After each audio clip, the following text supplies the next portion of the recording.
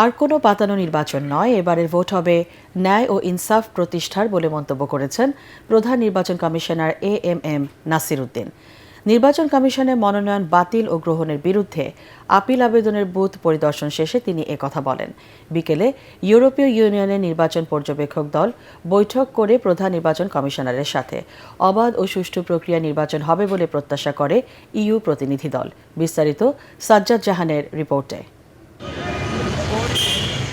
সংসদ নির্বাচনের প্রার্থীদের মনোনয়নপত্র যাচাই বাছাইয়ের পর নির্বাচন কমিশনে রিটার্নিং অফিসারের সিদ্ধান্তের বিরুদ্ধে চতুর্থ দিনেও আপিল করেন অনেক প্রার্থী। প্রতিদিনের মতো 10টি বুথের মাধ্যমে আপিল জমা দিতে সারা দেশ থেকে আগত প্রার্থীরা বৈষম্যের শিকার হয়েছেন বলে অভিযোগ করেন।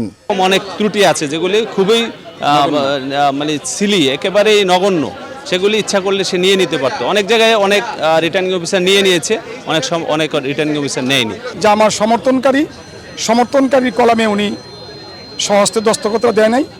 দেখা গেছে বিভিন্ন জেলা এবং আমার কুমিল্লাতেও অন্যান্য প্রার্থীদের গ্রস মিস্টেক থাকাও এটা উনি বাতিল করে মনোনয়ন বৈধ করেছেন। সরকারের কাছে, ইন্টারিমের কাছে, নির্বাচন কমিশনের কাছে আমরা একটা অবাধ, সুষ্ঠু, নিরপেক্ষ নির্বাচন দাবি করি। আপিল কার্যক্রম পরিদর্শন করেন প্রধান নির্বাচন কমিশনার এএমএম নাসির উদ্দিন। এ সময় সাংবাদিকদের নির্বাচন কমিশন ইনসাফে বিশ্বাসী উল্লেখ করে সিইসি বলেন, ন্যায় বিচার পাবেন সবাই। আমরা ইনসাফে বিশ্বাসী এবং আমরা ইনসাফ করবো ইনশাল্লাহ। দেখবেন যে আমাদের হিয়ারিং হওয়ার পরে দেখবেন আপনারা যে আইন অনুযায়ী যা হবে, বিধিবিধান অনুযায়ী যা হবে, আমরা সেই ধরনের সিদ্ধান্ত দিব।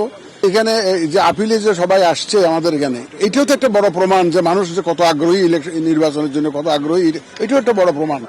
এদিন নির্বাচন কমিশনে আসেন ইউরোপীয় ইউনিয়নের নির্বাচন পর্যবেক্ষণ দল।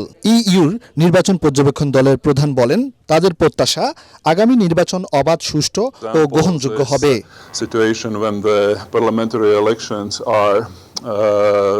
Taking place together with a referenda, which is also a challenge, of course, for the Electoral Commission, but I hope they will deal with this in an appropriate.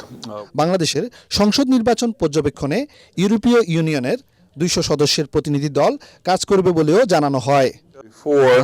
Right now, the situation. Sajjad Jahan, ATN Bangla, Dhaka. Interim government and